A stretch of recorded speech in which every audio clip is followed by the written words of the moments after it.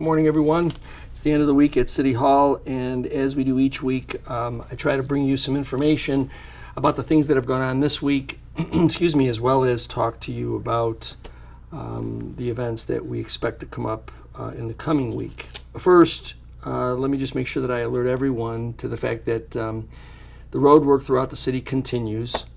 If you haven't yet signed up for text alerts at 716-325-5723, please do. Text the word resident to that number and you'll get all the information on where the Department of Public Works will be throughout the rest of the paving season. So again, that number, 716 Falls 23 325 5723. Text the word resident to that number.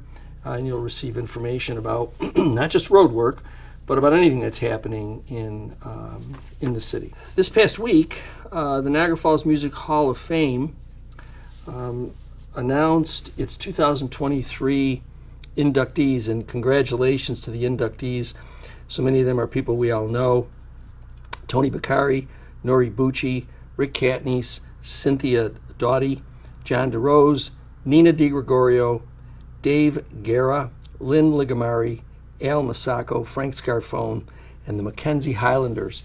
You know, I have to tell you that the city of Niagara Falls has some really incredible musicians, and we really should celebrate the fact that for our community, there are so many of them that have provided great music, concerts and events all throughout this summer, as well as all throughout the years.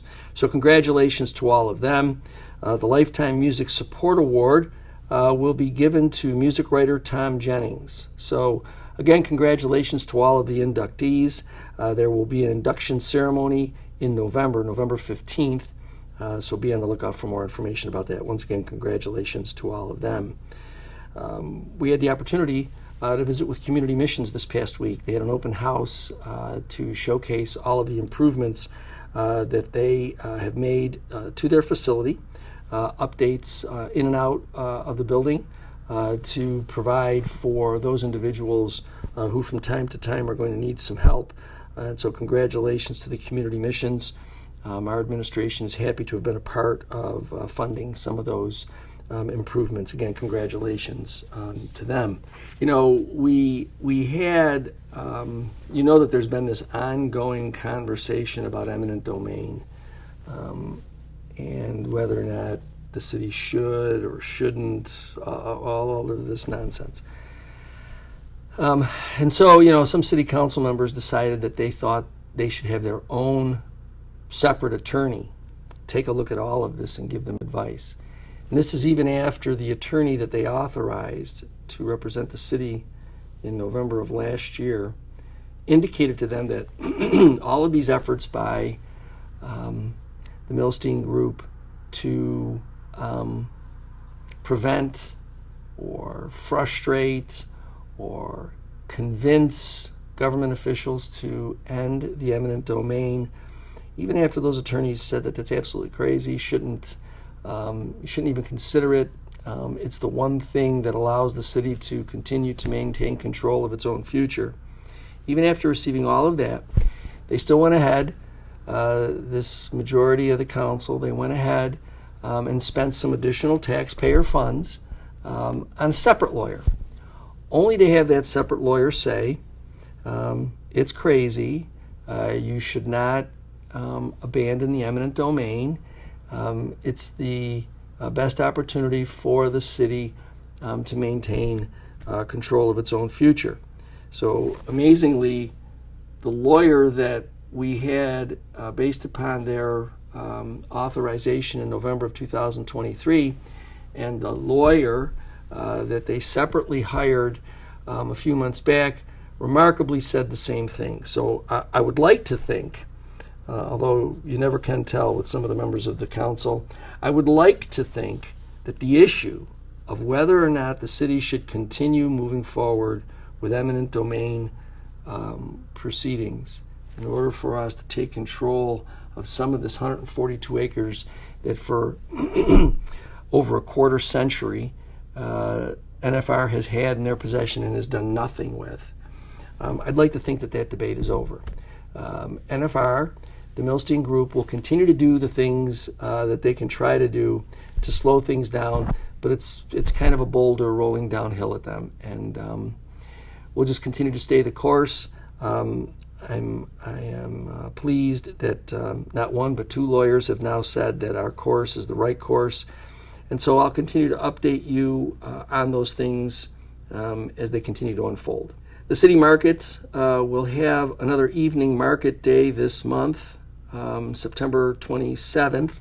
The market will continue to be open between the hours of 3 and 7, so if you're somebody who's working and can't get to the market during its daytime hours, we're trying this out to see whether or not market hours between 3 and 7 can help those who may want to take advantage of fresh fruits, vegetables, and some of the other things that our vendors are providing at the market to be able to get out there after work and get what you may need.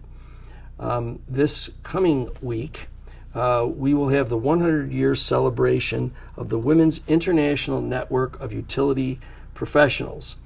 These are women who are involved in the industries of sustainable investments, renewable energy, hydropower.